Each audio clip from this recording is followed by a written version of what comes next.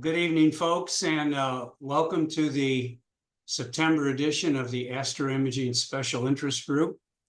As we've done for the past several months, we start off with our beginner's corner. So if we have any folks who this is their first meeting or who would like to introduce themselves, please feel free to speak up. Hi, my name is Werner, and this is my first meeting. I'm pretty new. Hi, Werner. Welcome. Imaging, but looking forward to the journey. I can't Any see other it. folks that are just starting off with us? All right. Any folks that have beginner questions? This is your chance to stump the chumps and ask beginner questions. Now, I'll throw one out there that I don't think will take very long to address, from the archive that I've collected. Somebody wrote, I've looked at astronomy tools about the CCD compatibility. I've put in my telescope and possible camera, and I get some information. What is it telling me? There's good seeing, there's okay seeing, there's excellent seeing, there's poor seeing. What kind of seeing do we usually have? Does a little undersampling or a little oversampling really matter? What does it mean?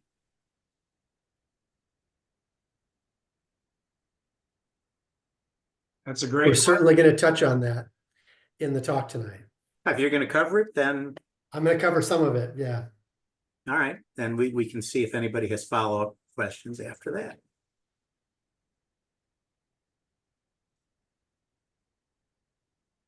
All right. And Greg, I think we can turn it back to you. All right. Do you have any announcements you want to make? Oh, yes. There's this little contest going on. Good heavens. You're all aware, I'm sure, of the Astroimaging contest that runs until December 15th. We have 3 categories: deep sky objects, solar system, and nightscapes. We will offer a $100 gift certificate from Starizona in each of those 3 categories to the winning entry. Bribes should be directed to me. I will get them to the judges. These judges are highly principled, so the bribes are going to have to be quite high. And I also get a small service fee.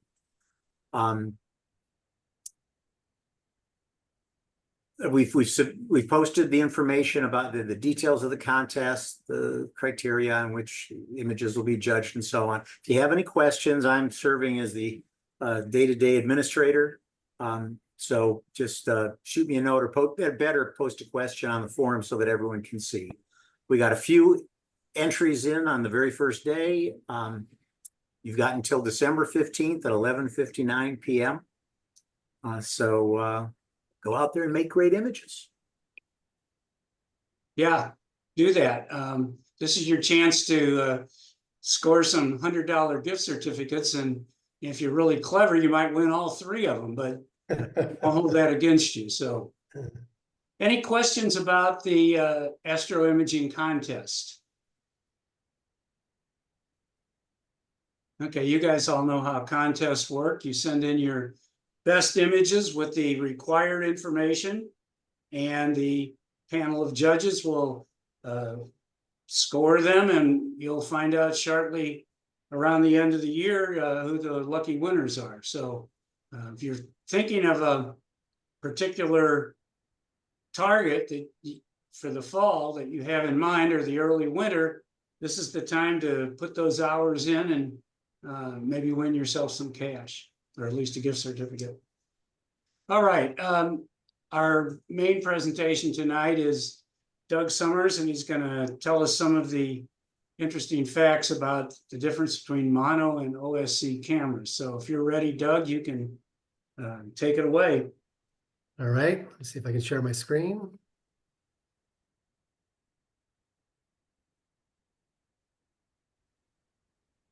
Can you see my screen? Yeah. You bet. Okay, let me see if I can get it into presentation mode. Yeah, okay.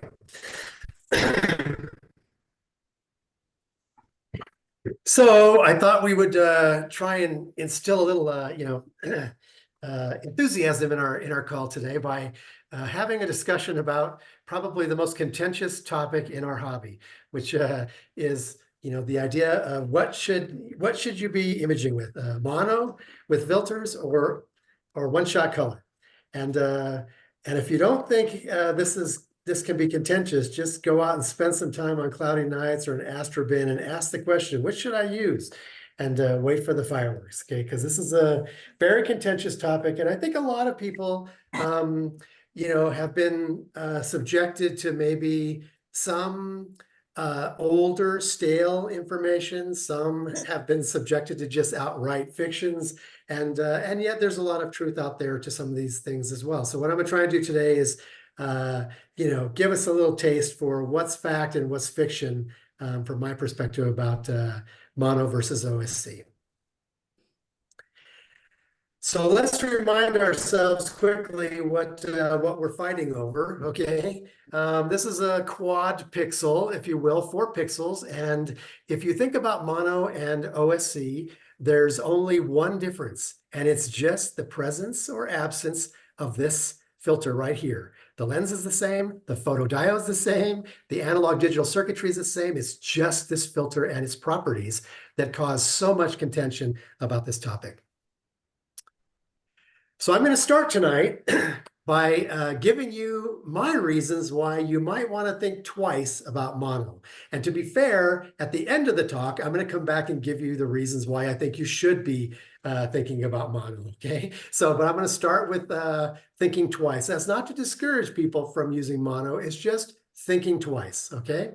And my first and biggest reason for thinking twice about switching to mono or using mono is that mono is often used with smaller apertures that are slower. Okay, so if you think about the regime of 4 to 5 inches of telescope aperture and f5-ish, that's where mono seems to provide a lot of bang for the buck for images.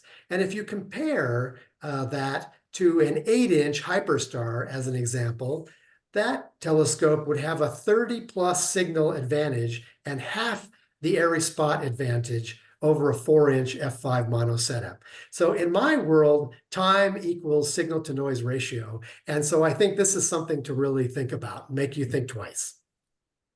The second reason that I think you might want to think twice is that mono workflows generally are less fun, okay?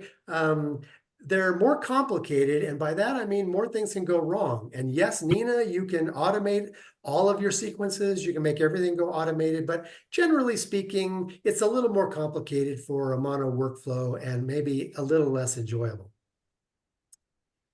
The third reason is the files, okay? There's going to be more files, somewhere between 3 and 5 times more files than OSC. Mono's more expensive, okay? You've got the extra filters, you've got the filter wheel, the cam delta, and the disc delta to deal with. And so you got to ask yourself the question, well, what's the goal? Why am I going through this extra pain and money? And if it's just to isolate wavelengths, then I would contend that it's possible to do that with OSC. There's dual, tri, and quad band filters out now for all of the signals that you want, right? That will make you essentially compatible, right, with what's happening with mono. So the question that I think we ought to ask ourselves is, these things aside, what are the technical reasons to favor mono over OSC? Are there some technical reasons to favor one over the other? And where do you go to get the answer to that? Well, of course, you go to Cloudy Nights, right? Because they've been arguing this for years, all right? And so, if you don't want to take the time, you can go out there and you can look at all those forum posts. They're all out there, and you can spend your life chasing this, but I'm going to boil it down for you, okay? And if you start looking for the answer of what's the technical reasons why you might want to favor mono over OSC, the first thing you'll get is an unqualified assertion. There's no way OSC can approach the image quality or efficiency of a mono camera. Okay, and well, that's not very comfortable. And if you say, well, why? What, can you give me a better reason than that? You might get the crowd appeal answer. Most people eventually transition from mono to OSC, so that's a good indication that mono's better. Well, that's a little disingenuous, because if you think about it, the typical advice that you get when you're starting out in imaging is that people say, well, start out with OSC because it's easy, and then as soon as you get a little bit better, switch to mono. And so it's a little bit of a self-fulfilling prophecy there that doesn't really give quite the satisfaction about the technical answer as as you would hope. And the third thing you might hear from people is, if those two don't work for you, well, then maybe you'll appreciate the appeal to authority, okay? Which is, well, scientists are using monos and filters, so mono's got to be better, right? Okay, so if it's a little apples and oranges, and if you don't really want to buy into that and you keep digging, okay, you can eventually get to the technical reasons. And there are 3 reasons why people claim that mono is better than OSC. And the first one says that mono yields better resolution as compared to a one-shot color camera. The second argument says that mono has more accurate color representation with less noise. And typically they base that on the Bayer array and interpolation artifacts. And we'll talk about what those are. The third argument is that mono is more efficient than OSC. And usually these arguments boil down to kind of flavors, okay? So, you'll hear some people say, well, 100% of mono camera pixels are working when the one-shot color camera pixels aren't, or that OSC wastes at least half of its pixels because, there's no green in space. And or it would take 3 to 4 times as long to gather the same light with an OSC as it does with a monocam. All right. So I'm going to focus tonight on these 3 arguments and see if we can't put a little meat on the bones and maybe come to some better quantitative conclusions about whether these things are true or not. All right. So let's start with this argument about resolution. We all know that resolution is our ability to see fine detail. And I'm going to start this discussion by saying I'm going to assume a perfect mount, perfect optics, and good focus. Okay, this way I can ignore those variables. And in that regime, we can say that the resolution that you can get out of your imaging system is some function of the signal that the telescope itself produces, the way that signal is sampled, what the atmosphere is doing, and the noise that you're gathering up. Okay, so let's maybe delve just a little bit deeper.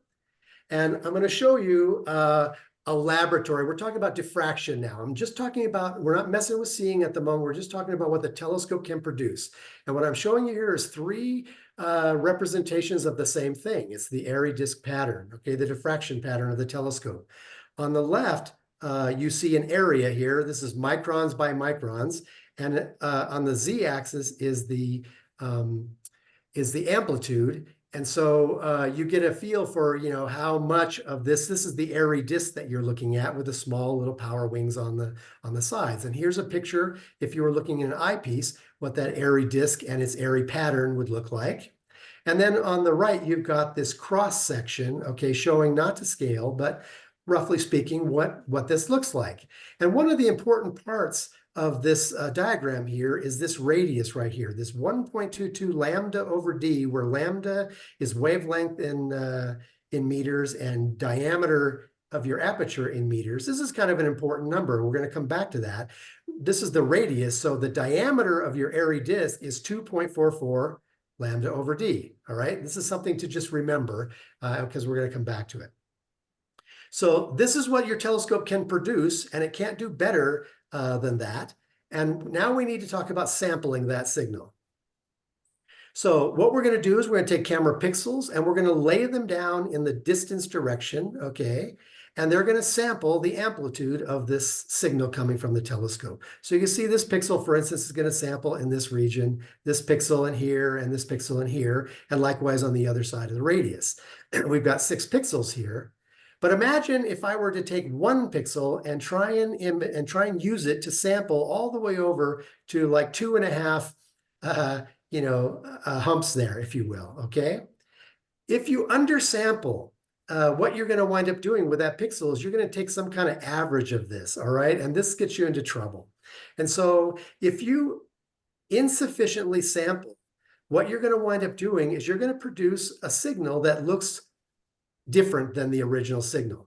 That's called aliasing, and it produces artifacts. And you can see that here. That same pixel that I told you goes 2.5 humps over. Well, this is a similar thing. It's just a cosine. The amplitudes are higher, but the idea is the same. Here's 1, 2.5 peaks over. I'm going to take a sample. I'm going to do that every 2.5 peaks. And what you can see I produce is I produce a lower frequency signal. Okay, that's an artifact, and we don't want that in our imaging. So it's important that we sample properly. So you may have been bumped into the term Nyquist sampling before from Harry Nyquist. This is a concept that says that you have to sample at a certain rate in order to reproduce an original signal accurately. So here's a reference image here of an Airy pattern. And this is just a more complicated Airy pattern with 3 sources in it. And you can see that by Nyquist sampling, if you sample that 3 pixels over the radius, you have a fairly good opportunity to reproduce the original signal without artifacts. Okay, that's 3 pixels over the radius, 6 pixels over the diameter. If you try and represent that with 2 pixels instead of 3 over the radius, what you wind up with is blocky stars, and you get what look like diffraction spikes, but they're not diffraction spikes. They're artifacts. They're low frequency artifacts that come as a result of not sampling properly. And so we want to avoid that, right? That's not good. And you might ask yourself, well, okay, well, let's just not undersample, let's oversample, all right? And so there's a catch there as well. And the problem with oversampling is you get rid of the aliasing and the blocky stars. But what you're doing here is think of it this way. In undersampling, you have a certain number of pixels that all the signals jammed into, and all those pixels have a certain amount of noise. If you subsequently take that same signal and you spread it out over a much bigger area, many more pixels, you have the same noise in every pixel, but now you've got much less signal. You've dropped your signal to noise, and this is not a good thing. So what we're looking for is Goldilocks, right? We don't want the artifacts, but we want to keep our signal to noise high. We don't want to spread it too far out, okay? So now, what we've been talking about is in the laboratory, okay? We're talking about diffraction, and now we want to introduce the concept of seeing, right? What the atmosphere is doing. It's turbulent, and what we're going to get is not our laboratory signal coming from the telescope. We're going to get a seeing limited view. And so most sites are going to have, amateur sites are going to have 1 to 3 plus arc seconds, and typically you're going to get 2 to 3 and maybe 2 to 3 plus, right? And so I've shown on the left here, you can think about the atmosphere being coherent, that is being uniform over a particular size of an aperture.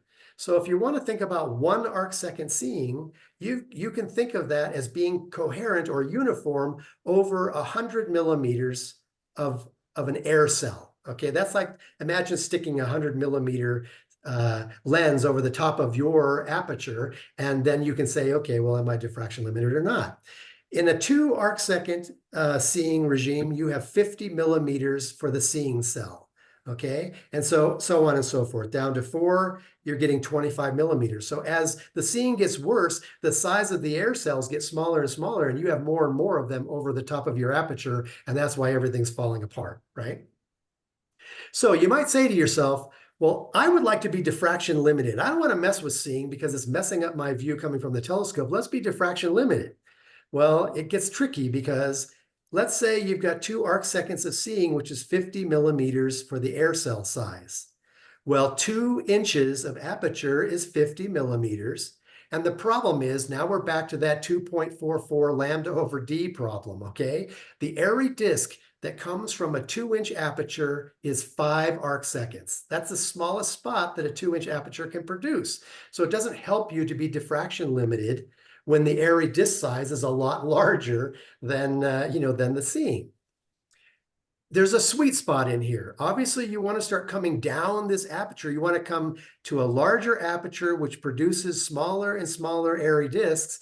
But when you do that, you're now all of a sudden you've got more air cells to deal with. So there's a kind of a fuzzy zone in here, somewhere between, 5 inches and 10 inches or so, where things kind of even out. And you can see that on the next slide, where you can see the number of seeing cells for a particular aperture in inches. Now this is two arc seconds of seeing, okay, 50 millimeters. And you can see that in an 11-inch aperture, there's 28 cells that are moving across that aperture, okay? So it sounds terrible, but if you want to think about the 32-inch, okay, you're talking about hundreds of air cells. So, it's not horrible in this regime. This is why we live, in the 2 to 11 inches typically, because we're trying to find a sweet spot between getting the right size of airy disk laid over the top of our seeing, right?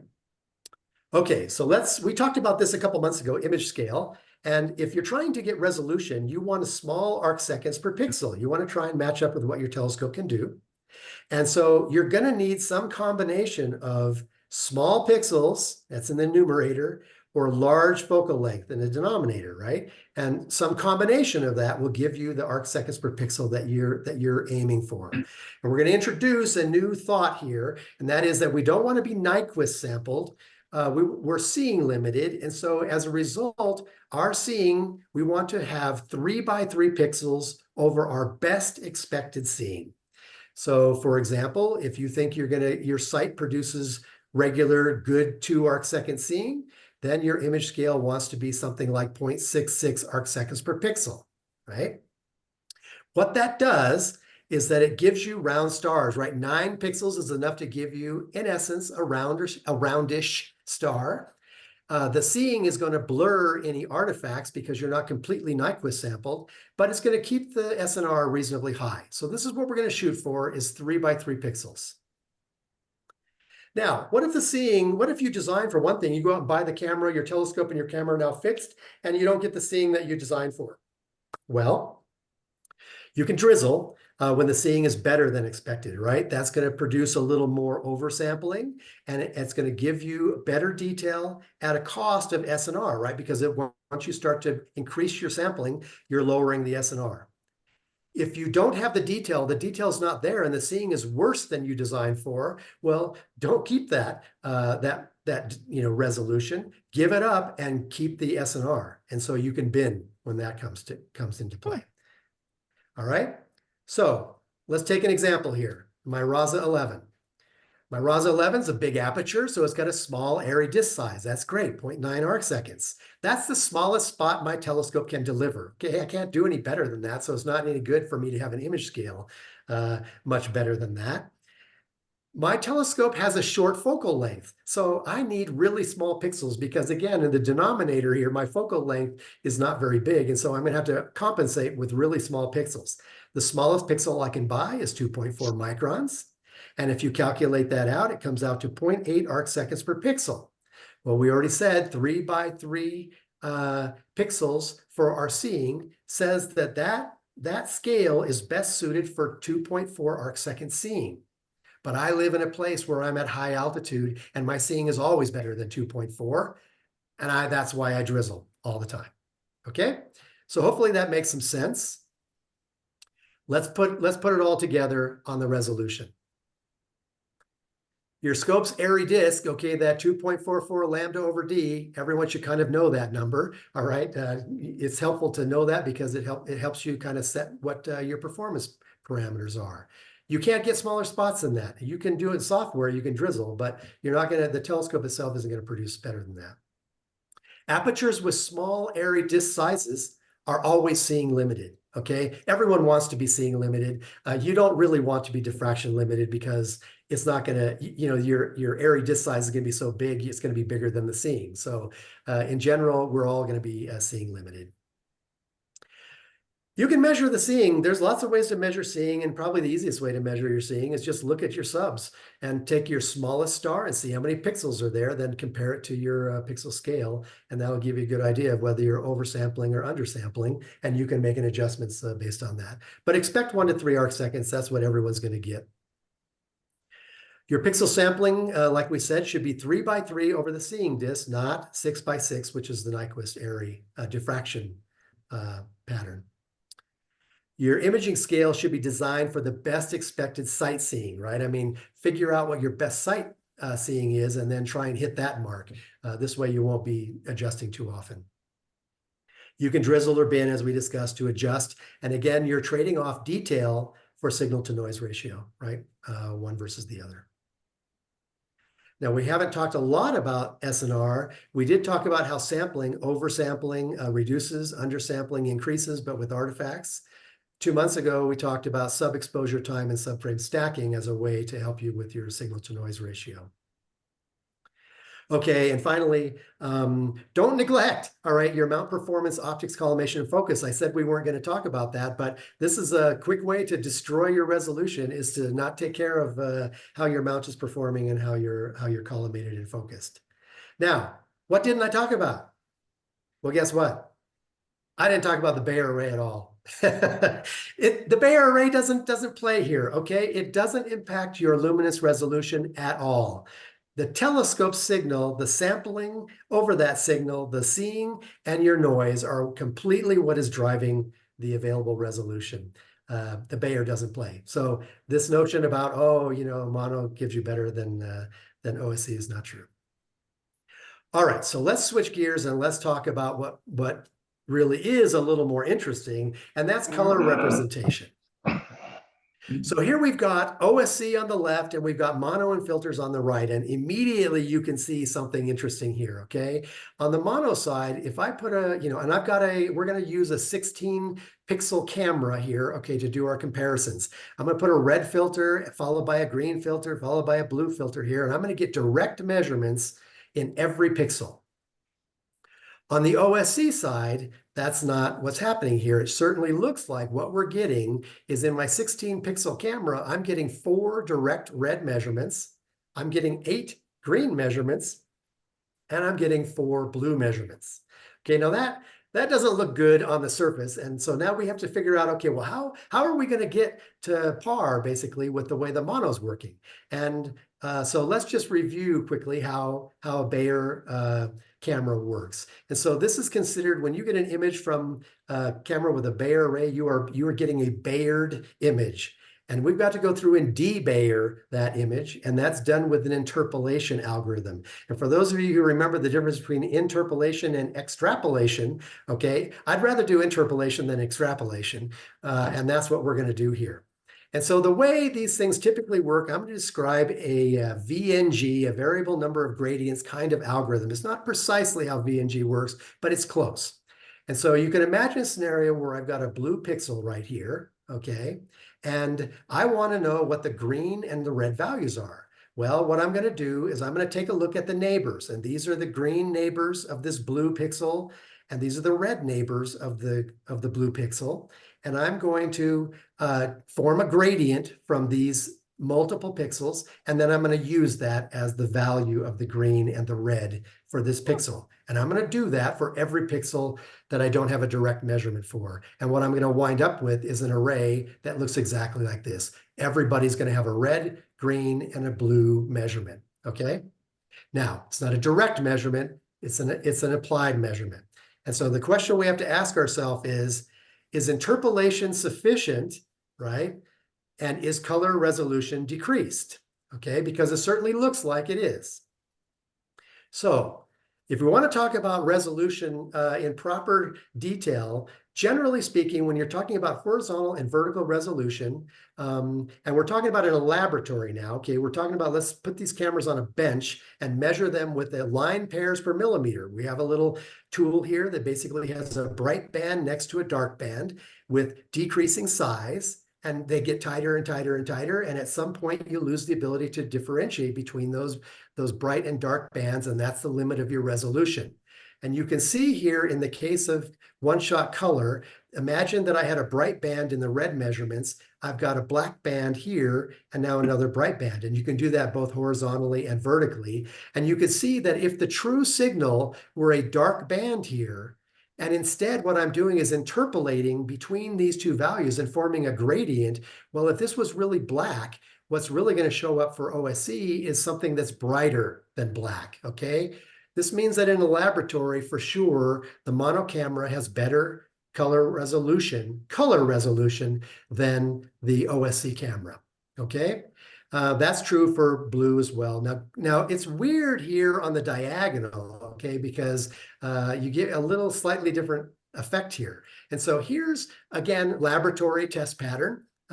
If you imagine these diagonals coming tighter and tighter and tighter, there's a point at which you start getting color artifacts, right? This is aliasing. This is because we're not representing the signal properly. And so these color aliasing signals we don't want in our images, right? We like to avoid that. And so the question is, are we okay?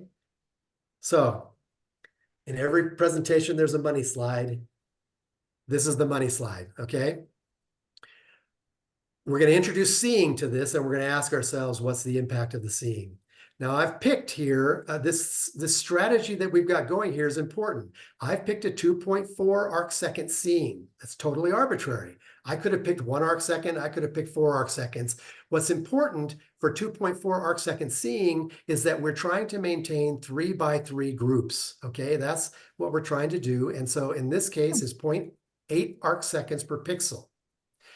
In the Bayer matrix, when you're 3 by 3 grouped, you only have 4 patterns, only 4. One of them has 4 red measurements. One of them has 4 blue measurements. And 2 of these patterns have alternating vertical and horizontal 2 measurements of red and blue. And you can see those in the diagonals here. Okay? So I've got a picture here. The picture is of Arcturus, okay? This is a red star, and if you ask yourself, if I could pick where on my color array I'd rather have Arcturus show up, where would you rather have it show up? Well, most of us would probably say that we'd like to have it on the place where 4 red measurements are going to be directly taken, as opposed to this one over here, where 1 red measurement is taken and the rest are interpolated, okay? Now, how do you get out of that? Well, we can't decide, okay, it's a trick question because you can't decide where your stars are going to show up on the Bayer matrix, okay? But what you can do, you have 2 choices. You can either go with 4 by 4 groups, okay, which would make sure that you've always got a nice color sampling, but you give up SNR when you do that. You've almost doubled the number of pixels, right, that are sampling now, and you'd rather not give up the SNR. And so what's the other option? What everybody should be doing. Dither, okay? Mono and color doesn't matter. There's good reasons to dither, and everyone should be dithering. And so if you dither, you're going to spread these patterns around so your measurements are always what you'd hope to have. Okay, so let's, I picked 2.4 arc seconds for a reason. There is a method to my madness, okay? And I'm going to show you. Back you up to dithering a little bit. Can you say a few words about, for anyone who perhaps doesn't know what it is, briefly what it is, and then how often so one should be dithering? Generally speaking, you should dither. My personal preference is to dither every frame. The reason why you're dithering is you're trying to avoid patterns, either fixed pattern noise or hot pixels or cold pixels or whatever, some defect, in the old days, columns and rows on CCDs, okay, could be bad. You want to get away from any place where you're going to have a walking noise, right? Some kind of pattern that follows you because you didn't dither. If you randomize where you are on the chip by offsetting your camera just a little bit, by offsetting the telescope so you're in a different place, your stars are in a different place, you are moving about your array of pixels, and you're randomizing basically the kinds of noise and the kinds of defects that are showing up on the pixels. I think you should do it every frame, but there are people who cheat and they do it every other frame, every fifth frame. You know, I'm not a believer in that. Generally speaking, I think there's good reason to dither every frame. But if you want to try and get away from that, you know, people have mixed success in doing it in some number of frames. Let In me general, pressure though, test that with you. You're often shooting 45-second exposures, right? yeah. So in the course of 10 hours, you're gonna take something like 130, 140 frames. Oh, I have a lot more than that. Yeah, in 10 hours. Well, I guess I don't know. I can't do sorry, the math in my head right 60, now, but yeah, it's a lot of dithering for sure. hundreds and hundreds of frames, and dithering is going to take a few seconds for a dither, right? That's right. 5, 6 seconds maybe. Yep, but I think it's worth it. I think in the end, I think that to avoid all of the negative things that can come about by not dithering, I think dithering is a good idea in general. So it's and people have played this game. I've seen other people say, well, maybe every second or third frame or every fourth frame, and they might get away with that. But generally speaking, I prefer to dither every frame.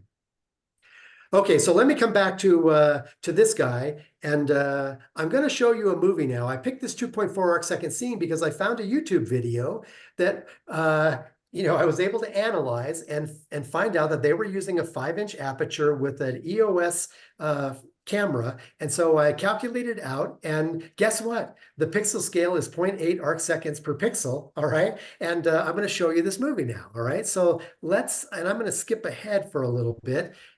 This is an airy disk under the average scene. Okay. And I'll skip to a place. This is Arcturus that we're looking at. Here's a telescope. It's the 5-inch SE. And we're not going to look at 200 magnification because that's not the scale we're at. Okay. This was the Canon EOS Rebel that they used to take the movie with. And so I just put that in Stellarium and found the image. This is also not the scale. We're almost there. Hang with it. And we're going to see in the last 5 seconds, we're going to see what the real scale is. Honey, I Shrunk the Kids scale. Okay, there we go. This is the scale laid on top of this array. All right, and I can get rid of this. And I'm going to play this movie, only 5 seconds of this movie. And you can see, and let me ask you, what do you think if I do this? I'm going to play it one more time so you can see it. All right, imagine if you were taking a 45-second exposure or a 300-second exposure or 600-second exposure. What is this 0.8 arc-second pixel, this one, any individual pixel you want to pick, what is the possibility that pixel is going to be black when the other one is white? Okay. And the answer is 0. There's no probability. The fact that you're sampling 3 by 3 and that your seeing disk is filling this pattern means that interpolation, generally speaking, is going to be fine. Okay. The only time you get into trouble is if you're way undersampling or oversampling, when you're not matched well. But if you play that movie long enough, you're looking at this picture here is a high frequency picture. Once that thing goes for 45 seconds, that entire area is going to be one solid blur of exactly the same color. All right. You're not going to get a separate color in any individual pixel. And so from this perspective, the laboratory versus the real world seeing is a totally different story. Okay. So now for the purists who haven't been convinced yet, okay, let me just ask you a question. All right. For those of you who really think it does matter and you're not convinced yet, how many of you are imaging at, let's say, 47 degrees or lower? Okay. Because if you're imaging at 47 degrees or lower, the data that you think is blue that needs to be in a particular pixel is shifted. Okay, so if you're imaging at 25 degrees, your blue pixel is 2 pixels off of where it should be, and your green pixel is 1 pixel off of where it should be. And if you're silly enough to image down at 17 degrees, okay, this is 0.8 arc seconds, by the way. That's why I use this number. Your blue pixel is not even in the same 3x3 grid, okay? It's all the way over in another grid, all right? So let's not be too purist about the way we approach these problems. And what I would say is, this is a good sanity check against how picky you want to be, right? Okay, let's shift gears and talk about color noise for a moment, because I've got on the left, I'm showing, and I've debayered that sub, and you can see, like you'd expect, there's a whole bunch of green here. And that green, that extra green, has got to get taken out. And by some proprietary way, okay, I'm not an expert on this, but in general, what's happening here is in order to get that green out and balance it, you have to do a scaling operation. Some combination of scaling green down and scaling red and blue up, okay, is going to be required to balance that signal and make it neutral. When you scale the red and the blue up, which by the way has less signal in it than the green does because there's twice as much green signal as there is red and blue, you're bringing the noise with it. It goes along for the ride. So when you scale up that signal to balance it, you're scaling the noise too, and that's not a great thing. Okay, so it is true. Mono has less color noise, okay, because they're only taking red, blue, and green, all right, one of each, and you don't have to do the scaling operation the same way that you do for an OSC. So this is real, but I would say, even though it's real, the tools nowadays are really good. Okay, spectrophotometric color calibration is very good at color balancing, and Noise Exterminator, among other tools, is good at color noise. And so in general, you have mitigation strategies, and even the signal problem can be addressed with slightly longer subs if you really wanted to go apples to apples on the signal levels between the differential of mono and color. Okay, so let's review and put all this together. So in the laboratory, mono has a color resolution advantage, but I'm telling you, practically speaking, you're never going to see it in the field. Seeing is never going to let you see it. Mono does have less color noise, okay, because of that extra G, all right, that has to be scaled. But again, you've got good mitigation for that, right? I mean, between SPCC and NXT, I don't really think it's a significant factor that you have to worry about, right? I wouldn't be losing hair over it. We want to do good sampling, right? 3x3 over the seeing disk. And if you dither, it's going to keep your color well distributed over a color CFA. In that scenario, V and G works just fine. Okay, but if you're not convinced and nothing is going to convince you, then dither. Okay, then drizzle. All right, you're already dithering. You should be dithering anyways. Drizzle. Drizzle does not do interpolation at all. It increases the resolution. It takes into account the extra resolution, and it finds the spots where direct measurements have been taken, and it rebuilds the color from those direct measurements. So there's no interpolation in drizzle, and you can avoid the whole mess with drizzle. Okay, last thing I'd say is make sure you're imaging at high altitude angles, because dispersion will absolutely dwarf any problems you can have with interpolation inaccuracy. And so let's be realistic about how where we pick our battles. Yeah. Doug, define high altitude.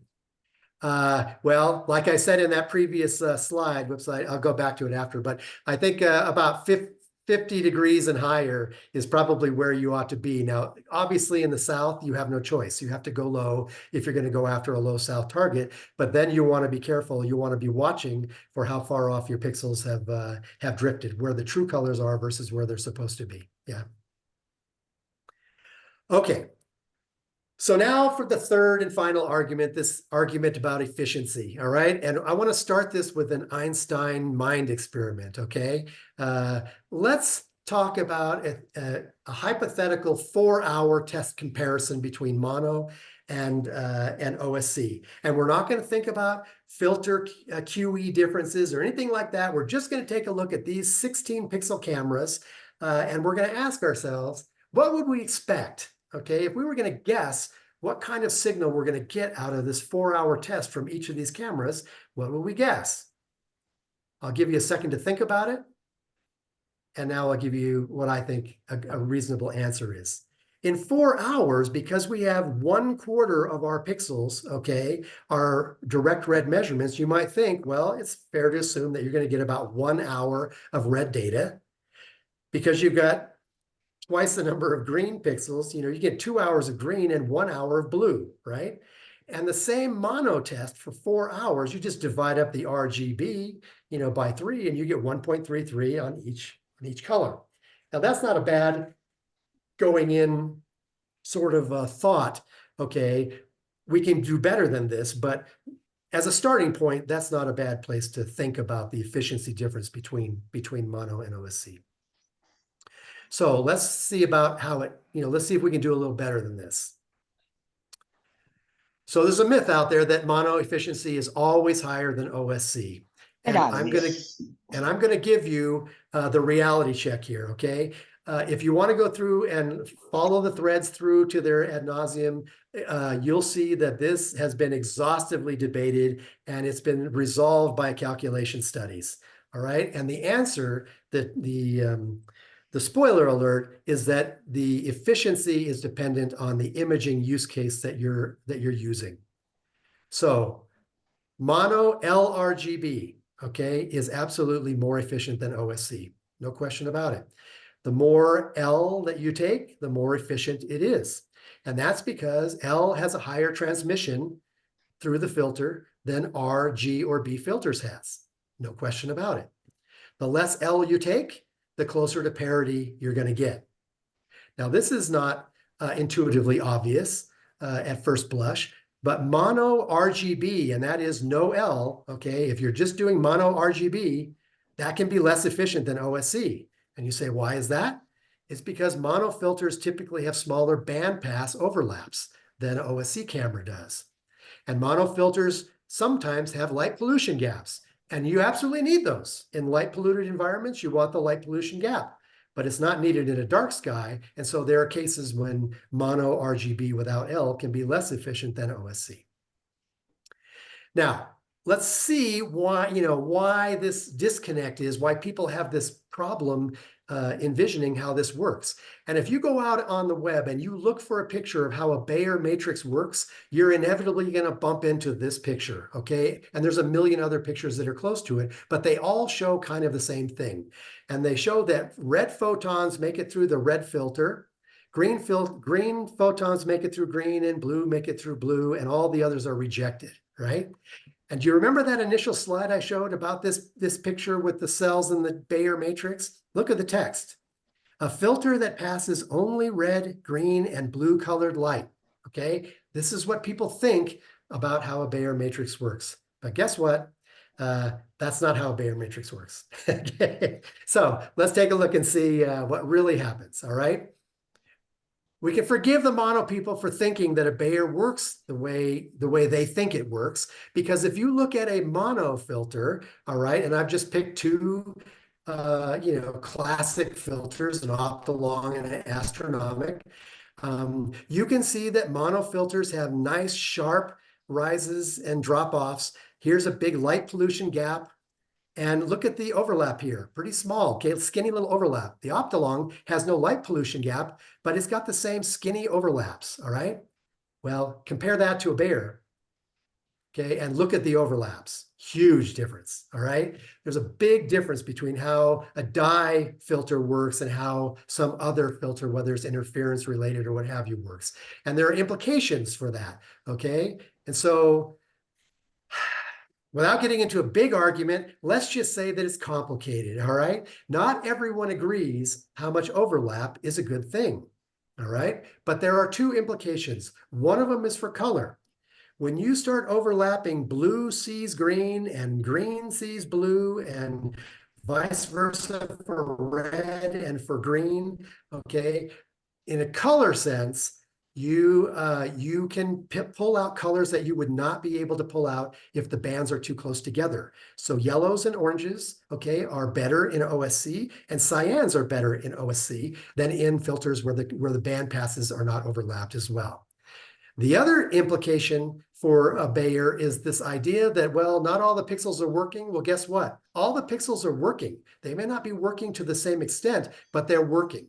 And so you've got signal here. At 50% transmission, you're getting red pixels are working in the green and green pixels are working in the red and so on and so forth. And you're gathering up signal, extra signal that you didn't get when you were doing just the mono with filters. Your eyes do a similar thing, by the way, okay? Your red and your green responsiveness for your cones overlaps hugely. And this is very good for accurately, catching hues of colors, and also has a signal impact, right? Your cones aren't as sensitive as your rods are, but the fact that these overlap is both a signal benefit and a color benefit. And so your eyes do a similar thing. Okay, so here's an interesting study that I ran into. A gentleman put a paper together and he compared a 2600 mono camera against an OSC 2600. And what he did was he went through the trouble of normalizing the responses for particular wavelengths, and he stacked the filter responses on top of each other. The dashed lines are the mono and the solid lines are the OSC. You can learn a lot by looking at this graph. He must be using a light pollution filter as his filter, because you can see a big gap in here. All right. Clearly the luminance has higher than all the other filters except for red OSC. That's a little counterintuitive that his red OSC filter is actually better than his luminance filter and his red filter. Look at what happens with green. Green OSC not only covers into the light pollution band, but it goes all the way into red. And similarly, it's going into blue.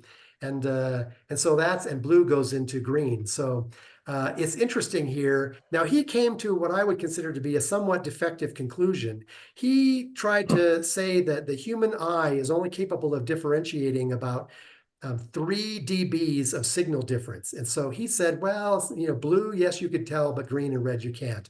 And I've seen other places that say that the human eye can see differences down to about 1 decibel of difference. And so let's just grant it. I think that's interesting. I think it's an interesting study, but it's in the right direction. And now we want to finish the story. And if we're going to finish the story, what we really want to do is poor man's calculus, right? Suppose I take this 400 nanometers to 700 nanometers range, and I divide it up into 5 nanometer slices. And I ask, what is the transmission in each of those 5 nanometer slices? And I put that together and do the poor man's calculus on it. What do I get? I get a calculator, okay? John Upton went through and of Cloudy Nights fame, and he went through and did this for several cameras, for several filters, and you can go out and you can play with this calculator if you want, and I'll give you the source for it so that you can see it. But I had quite a conversation with him, and we did this a long time ago. I came back to it here for this talk, but generally speaking, I confirmed what he had said and what has been generally regarded as acceptable now, okay? And what I did was I did an OSC test with 5 time units, all right? So I'm using a 183 OSC camera, and I'm comparing it to 2 cases of mono cameras, 183. 2 L-RGB, that's 2 L and 1 RGB. And then in the case of just RGB without L, I used an extra time unit so that it was even. 2 Rs, 2 Gs, and 2 Bs, and I compared them against each other. You can see the photon counts down here. Okay, how many photons I got for my OSC, and that's normalized to 1. In the case of LRGB, or in this case, 2 LRGB, you can see that LRGB is 42, almost 43% more efficient than OSC is. Okay, this confirms what he had been saying and what everyone had been talking about, blah, blah. Okay, but notice also, even with an extra time unit for mono RGB, it must be with light pollution filters, I'm guessing. Okay, I can't remember the case that I put in there, but notice that we've only got 12% less efficiency, even with an extra time unit, than we have with the OSC. All right, so what can we take from this? Well, the first thing is that LRGB is absolutely more efficient than OSC. The reverse can be true as well if you're just doing RGB, mono RGB without L. But no matter how you slice and dice this, okay, the thing that needs to be taken away from this is that the efficiency differences between mono and OSC are not nearly as big as what you would be told if you were to go on cloudy nights and just ask an uninformed question. Without reading the materials, without doing the math, you wouldn't be able to know that. And there's plenty of people out there who want to say, you have to do 4 times the OSC imaging that you would have to do with mono, and it's just not true, okay? So math wins, I think, all right? Unless the math is wrong, the math wins. Okay, so let me wrap this up now and come back. I told you I would say the times when I think mono wins, all right? So I think there are some times when mono wins. And if you're looking for ultimate flexibility, you want to do narrowband contrast compositions, like we saw in the forum today where the bat and the squid, okay, are trying to be brought next to each other. I think that's a good case for mono. Trying to do that with OSC, it could be done, but it's not going to be as easy as doing it with mono. And so pick the right tool. If you've got heavy light pollution and your light pollution filters aren't yielding good results, probably better off to just get a mono camera with a good set of light pollution, filters, and that will solve that problem. If you want to image in moonlight, yeah, probably if you want to image through bright time, I think maybe mono is the right answer there. So those are 3 good cases where I would say mono definitely, would probably way out.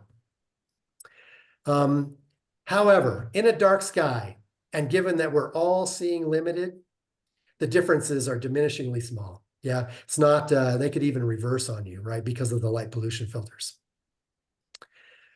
I think what's really true is that your technique, your processing tools, and your skill is going to have a far larger impact on your image quality than whether you pick mono or OSC. Any technical, and by that I mean in the lab, okay? We're not talking about cameras on a bench now. We're talking about under the sky. Any monocolor advantage for resolution and SNR gets neutralized by seeing and mitigated by processing tools. Pick your poison, all right? Mono comes with some overhead that is different than OSC. It's not quite as enjoyable. And so I'd say just pick your poison. Either one can work great. I'm going to come back now to my original point. In the end, we're all chasing the same thing. We're chasing details and we're chasing signal to noise. And so again, I'm going to ask you for the money, okay? An 8-inch Hyperstar has half the area disk size and a signal advantage of 30 plus over a 4-inch f5 setup. Now, remember that signal, that's not signal to noise ratio. The signal to noise ratio bump is 550%. Now, we talked about mono having a 40% advantage, okay, over OSC. This is 550 if you just take that money and instead of buying, a mono camera, maybe the question we need to be asking ourselves, or maybe the question you should ask yourself if you're really serious about this is, what's better? A smaller aperture that's slower with mono, or a larger aperture that's faster with OSC? And I think that's a more appropriate question to ask, because either way, for the money, there's some significant differences there in performance, and it's a good question to debate. All right, so my last point is that if you like OSC, cost, and use simplicity, I don't think you have to succumb to this idea that beginners use OSC and experts use mono. That's not necessarily the case. You can be happy forever, basically, using OSC at comparable performance to mono. And so here's the resources that I don't expect you to write these down. What I would say is if you're interested in going and seeing the calculator or any of the other sources that I used in the talk, go look at the recording. You'll find the sources and then enjoy, because it was a good ride for me too. So with that, I'm going to leave you with a pretty picture, and I'm going to ask you, which of these pictures is the color and which one is the mono with filters? Any guesses? And I'll open it there for questions. I have a question. What if you already have like a Hyperstar C8 and you want to go with a mono camera? I know you were talking about comparing a f8 aperture to mono at f4, but what if you were running mono at f1.8? How would that compare? Well, you certainly you'd have the efficiency factor there in your favor, right? Because there, especially if you're doing LRGB, that would work. Now, I'm assuming that you're not obstructing the aperture, right? Forgive me for for thinking Hyperstar is always at prime focus. I'm assuming that's the case. And so in that case, if you stick a filter wheel up there, you can put a filter drawer up there, but now you're taking the pain of having to swap those filters. So that's Right. kind of egregious. But people do it, right? I have a filter a drawer on my Hyperstar, and one of these days I'll probably start taking HA like the beautiful picture that was taken today. So that Jeff took. Yeah, I'm just thinking if you were shooting, say, an emission nebula and you were using SHO filters, that I know talking to Starzona, they said there are people that shoot mono with a Hyperstar and they use the filter drawer and they just, for me, if I'm shooting, let's say my IDAS NBZ filter for O3 and HA, and then I want to use my ASCAR D2 filter, which I just got for sulfur and oxygen, that's 2 nights of imaging. I could easily do that with a Hyperstar with a mono camera No, for for sure you SHO, could.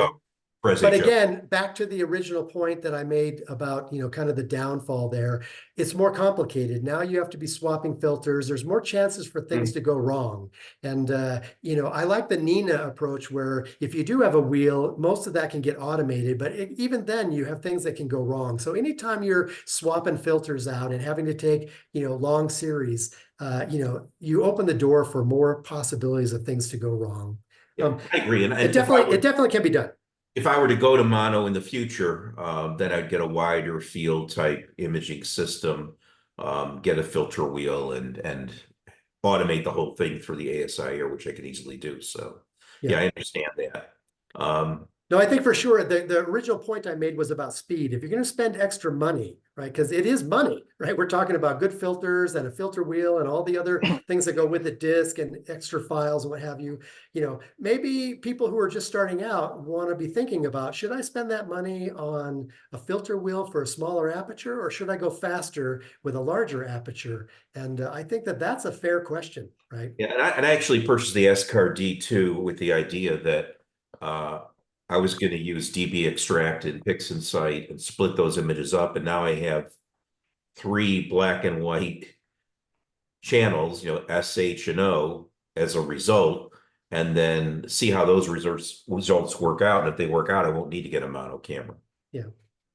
No, and I think there's lots of people nowadays, I'm not one of them, but lots of people are having pretty decent success with splitting the channels in OSC and playing the games, right? There's lots of nice scripts out there that will help you achieve, similar results, right? And I'm going to guess that the picture on the left is with the mono.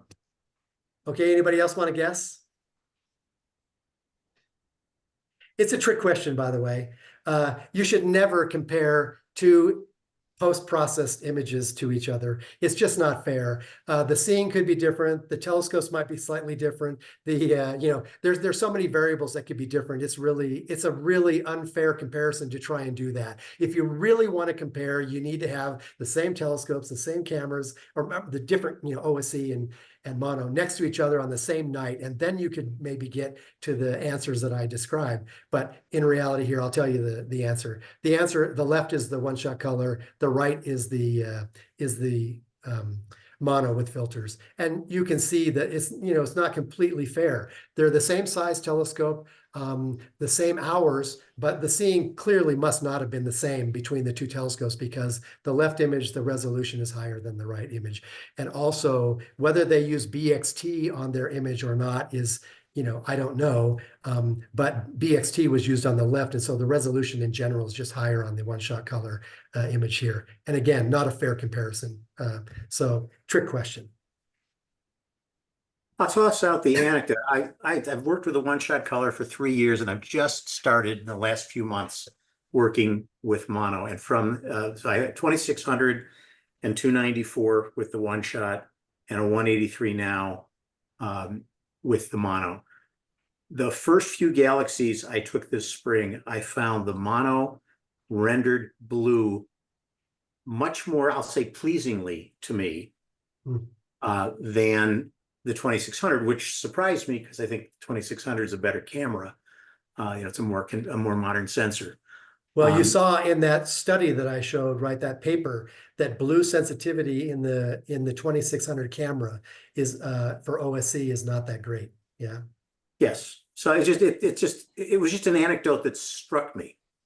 By the way, I think, again, that's not really quite a fair comparison, because the resolution of the 183 camera with its small pixels is much better than the pixel size of your 2600. Right. And so you should expect to get a nicer image out of your 183, even though the field is smaller from a resolution perspective, right?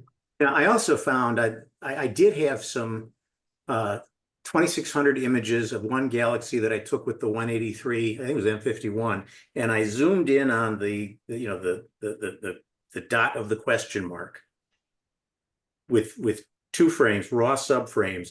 I did not find, I expected the 183 to have distinctly better resolution for the reason you just said. I didn't think there was that much of a difference. Well, that's seeing dependent, right?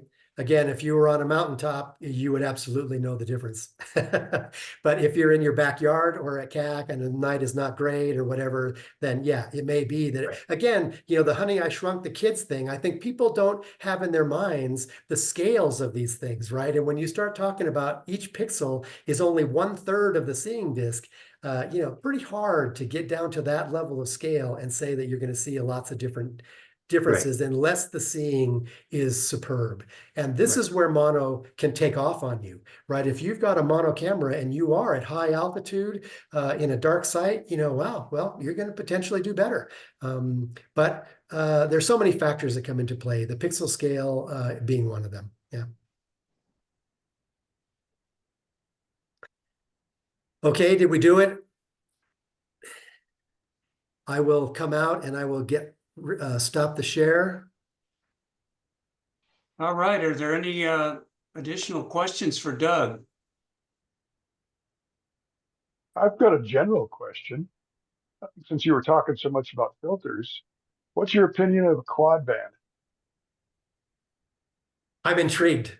I don't have one.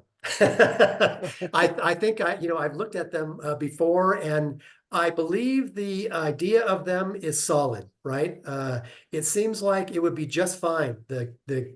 What they're doing by splitting up the quad band wave bands looks good to me, and I would love to test one. But yeah, since I don't have one, I can't give you too many comments, but I did research them. And from my perspective, I think it looks like a good idea.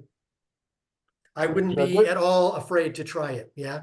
In fact, the filters aren't really that expensive. And so, I think it's worth a shot if you're interested.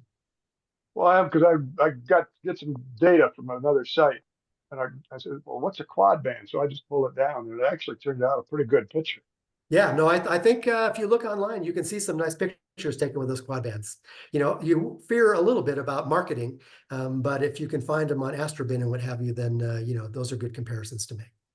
Yeah. Okay. That's all I got. All right. Other Great job, Doug. questions? Thank you. So was I fair? Was I fair enough? Nobody challenged and said, no, that is not true. You are absolutely dead wrong. I think if you guys really want a good fight, you just need to go out and read the Astrobin and the Cloudy Nights forums. They're a joy, let me tell you. And then you can go read the political blogs in October. Yeah. All right. Well, thank you, Doug, for enlightening us. And I think you've made us sure we're going to have to go back and look at the recording to digest all of this. So yeah, I think the recording is a good idea. yeah. As usual, I'll try to post the recording as soon as possible, probably tomorrow sometime. Again, if you're doing imaging, be sure to submit your best images for the contest. You can submit as many images as you want. Is that right, Jeff? No, one image Oh. per category. One So image you per can category. submit 3 images total. Okay, 3 images total. So you can submit 3 images if you're a multi-talented person and you do nightscapes as well as DSOs. So our next meeting will be the 3rd Monday of October, and that's October 21st. So hopefully we'll see you all again there. And again, thanks, Doug, for your presentation. We'll see you all again next month. All right, take care. Thanks, Thanks. Doug. Thanks, Greg.